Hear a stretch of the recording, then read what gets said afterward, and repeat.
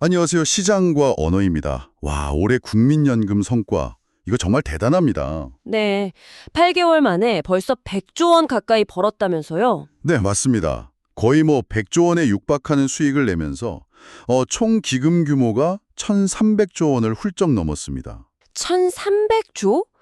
와, 특히 그 미국 주식 덕을 많이 봤다고 하던데요. 네, 그게 컸죠.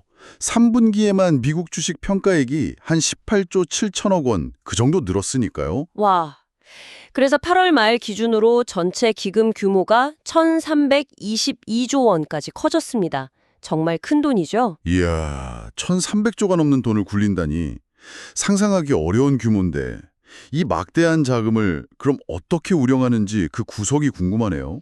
네, 자산 구성을 보면요. 일단 절반 이상이 주식입니다. 51.6% 정도 되니까요. 절반 이상이요? 꽤 공격적인데요. 그렇죠. 상당히 적극적인 투자 비중이라고 할 수 있습니다. 근데 더 재밌는 건 국내 주식 비중 14.8%보다 해외 주식 비중 36.8%가 훨씬 높다는 거예요. 거의 2.5배? 네, 맞아요. 약 2.5배 정도 높습니다.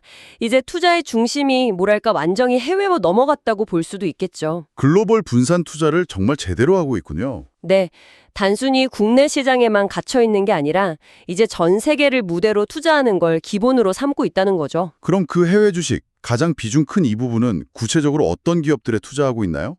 그냥 지수 따라 사는 건 아닐 것 같은데요. 네, 맞습니다. 방향성이 아주 뚜렷해요. 미국 빅테크 기업 투자가 핵심입니다. 아, 역시 빅테크군요. 네, 작년 말 기준으로 보면요. 평가액 상위 5개 종목이 애플, 그리고 엔비디아, 마이크로소프트, 아마존, 메타 이런 순서예요. 들어보니까 딱 IT, AI, 플랫폼 이런 미래 기술 기업들이네요. 그렇죠. 성장성이 높다고 보는 분야에 집중적으로 투자하는 겁니다. 해외 투자는 확실히 미래 성장 동력에 베팅하는 모습이군요. 네, 그렇습니다. 자, 그럼 국내 주식 투자는 어떨까요? 여기서는 좀 다른 두 가지 접근법이 보여요. 두 가지나요? 궁금한데요. 우선 보유 금액 기준으로 보면요. 뭐 예상하시겠지만 삼성전자가 압도적 1위입니다. 네네. 그리고 SK 하이닉스, LG 에너지 솔루션 같은 아주 큰 대형 우량주들이 뒤를 잇고 있죠. 이건 뭐 좀 예상 가능한 그림이죠. 그렇죠. 시장 대표주들 담아서 안정적으로 뭐랄까 시장 전체를 따라가는 그런 핵심 코어 전략이네요. 맞습니다. 우리 개인 투자자분들 포트폴리오의 안정적인 부분과 비슷하다고 생각하시면 될 것 같아요. 그런데 보유 지분율로 보면 이야기가 확 달라진다면서요. 이게 진짜 뜻밖이던데요. 네, 맞아요. 특정 기업의 주식을 얼마나 많이 가졌나 그 비율로 보면 삼성전자는 순위권에 없어요. 네. 삼성전자가 없다고요? 네, 올해 3분기 기준으로 지분율 1위가 H대 현대 인프라코어 13.6%예요. 아, 그래요? 의외네요. 그렇죠. 그 뒤로 H대 현대 건설기계 13%, 또 반도체 부품 만드는 대덕전자 12.9%, 심지어 화장품 기업인 코스메카 코리아 12.0%, 증권사인 키움증권 11.7%까지. 와, 진짜 생각지도 못한 이름들이 많네요. 산업재, 부품, 화장품, 금융 분야도 엄청 다양하고요. 이건 어떤 전략으로 봐야 할까요? 바로 이게 두 번째 전략 집중 투자입니다. 집중 투자요? 네, 특정 기업의 성장성을 아주 높게 보고 그 회사 지분을 집중적으로 사들이는 거죠.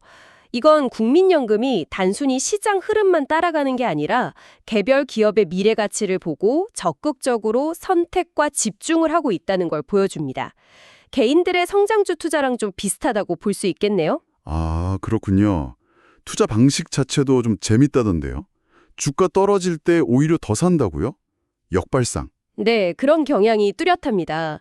주가가 내릴 때 막 팔기보다는 오히려 매수 기회로 삼는 거죠. 예를 들어서 넷플릭스 주가가 3분기에 한 7.7% 떨어졌거든요. 네. 그때 국민연금은 보유량을 오히려 3.1% 늘렸어요. 오, 단기 변동성보다는 장기 가치를 보는 거군요. 그렇죠. 월트 디즈니나 스타벅스, 코인베이스 같은 기업들에서도 비슷한 움직임이 보였습니다. 장기 투자 관점이죠. 단기 손실을 감수하고 저가 매수 기회로 삼는군요.